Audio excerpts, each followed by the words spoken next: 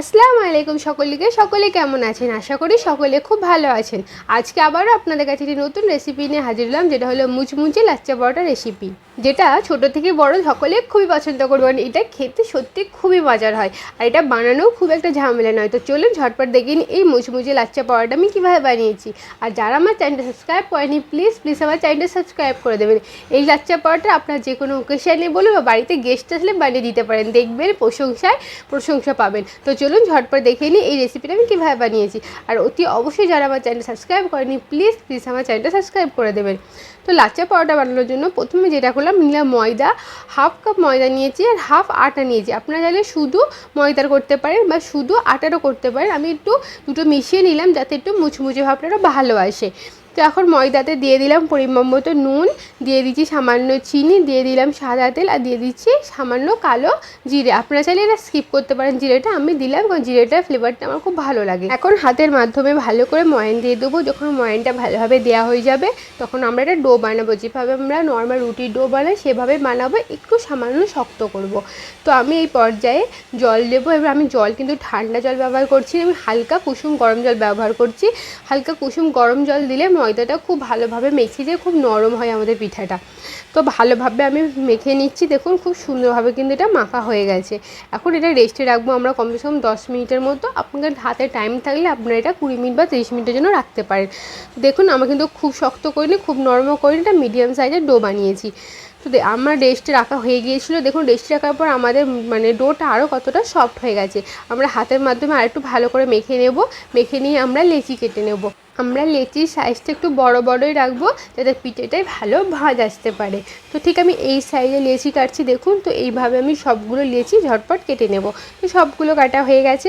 এখন আমি একটা পাত্রে বা ছোটো বাটির মধ্যে নিয়েছি সামান্য সাদা তেল, দিয়ে দিচ্ছি এখানে 1 চামচ মতো ময়দা, দিয়ে ভালো করে মিশিয়ে ঘোল বানিয়ে নেবো। আপনারা তেলের বদলে কিন্তু দেশি ঘিও নিতে পারেন। দেখুন খুব সুন্দরভাবে একটা ঘোল তৈরি হয়ে গেছে। এখন আমরা একটা করে ডো নেবো, নিয়ে প্রথমে বেলে নেব। তো রুটির মতো বেলে নেব। রুটির মতো বেলা হয়ে গেলে এর মধ্যে দিয়ে দেবো আমরা তৈরি রাখা ঘোল বা তেল ময়দার মিশ্রণটা। একটা ব্রাশের মধ্যে ভালো করে আমরা পুরো রুটিটাই মাখিয়ে নেব। পুরো রুটিটা ভালো করে মাখিয়ে নিয়েছি, দেখতেই পাচ্ছেন। এখন আমরা পিৎজা কাটার দিয়ে সরু করে কেটে নেব। আপনারা চাইলে ছুরি দিয়ে এটা কেটে নিতে পারেন। যতটা সরু কাটবেন তত ভালোই কিন্তু লাচ্চা পরোটার ভাঁজগুলো আসবে। তো দেখুন আমার কাটা হয়ে গেছে, খুব সুন্দরভাবে কাটা হয়ে গেছে। এখন আমরা যেটা করব, আস্তে আস্তে হাতের মাধ্যমে পুরো রুটিটাকে এইভাবে জড়ো করবো একসাথে। জড়ো করার পর হালকা হাতে একদম একটু স্ট্রেচেবল, যেহেতু ময়দা আছে এটা স্ট্রেচেবল, তাই একটু টেনে একটু লম্বা করে নেবো। দেখুন খুব সুন্দরভাবে এটা উঠে এসছে। দেখুন এখন আমরা হাতের মাধ্যমে সামান্য অল্প লম্বা করে নেব। এটা ইজিলি লম্বা হয়ে যাবে। আপনি যদি ময়দাটা দেন তাহলে শুধু ময়দার করেন তাহলে এটা কোনো অসুবিধা নেই, বা শুধু আটার করলে আপনারা একটু তেল দেবেন, তাহলে এটা ইজিলি একটু লম্বা হয়ে যাবে। তো হাতের মাধ্যমে গোল করে ঘুরিয়ে নেব। তো আর কি, রেডি হয়ে গেল আমাদের লাচ্চা পরোটার বেসটা। এখন আমরা হাতের মাধ্যমে হালকা করে প্রেস করে একটা ছোটো রুটির মতো আকারে দিয়ে দেবো। আপনারা চাইলে এখানে বেলনি দিয়েও বেলতে পারেন, যেহেতু তেল আছে এটা ইজিলি হাত দিয়ে প্রেস করলে একটা রুটির আকার চলে আসবে। তো আমি হালকা হাতে প্রেস করে একটা ছোটো রুটির আকার দেবো। খুব বেশি পাতলা করবেন না, খুব মোটা করবেন না, মাঝে সাইজে রুটিটা রাখবেন। তখন হাত দিয়ে আমি আস্তে আস্তে করে একটা গোল সাইজে রুটি ইজিলি হয়ে যাচ্ছে। খুব প্রেশার দিতে হয় না, হালকা প্রেশার দিলে কিন্তু এটা হয়ে যায়। আপনারা চাইলে কিন্তু বেলান ইউজ করতে পারেন, আমি আবারও বলছি।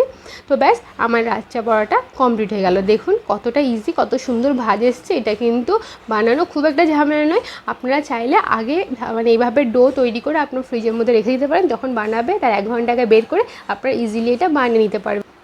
এখন যেহেতু আমরা এই লাচ্চা পরোটাটা একটু মুচমুচে বানাবো, তার জন্য এটা প্যানের মধ্যে আমি বেশ কিছুটা সাদা তেল নিয়েছি। কারণ তেলের মধ্যে একদম লো ফ্লেমে উলটপালট করে লাল করে ভাজা করে নেবো। ব্যাস কমপ্লিট হয়ে যাবে আপনাদের লাচ্চা পরোটা একদম মুচমুচে। তো দেখুন কত সুন্দর একটা কালার এসছে।